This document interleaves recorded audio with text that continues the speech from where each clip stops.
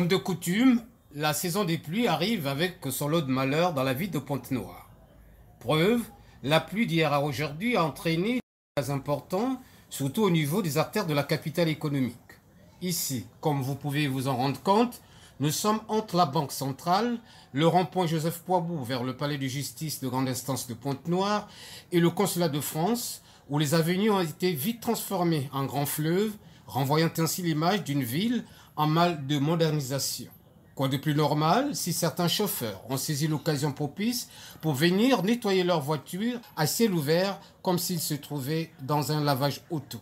Un spectacle ahurissant et poignant et qui a mis en éveil la conscience de certains citoyens. Et ça fait longtemps que ça existe, c'est même, comme dire, phénomène. Donc, les phénomènes, c'est les humains qui veulent que ces phénomènes puissent exister. Parce que pourquoi? Il y a un problème d'entretien qui n'existe plus.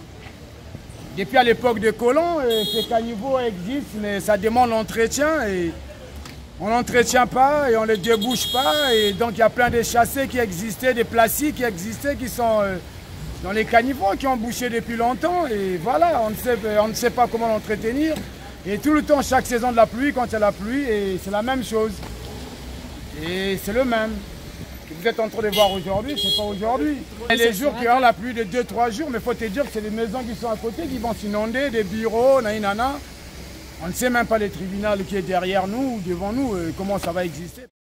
Des sources proches des habitants du centre-ville, ce débordement des eaux est dû certainement au mauvais entretien des canalisations existantes dans cette partie de la ville.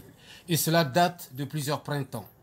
Finalement, la vaste campagne d'assainissement amorcée en septembre dernier par les autorités municipales n'a pas pris en ligne de compte le centre-ville. Vite, il faut agir, car ne pas le faire serait être dans la logique d'un échec programmé.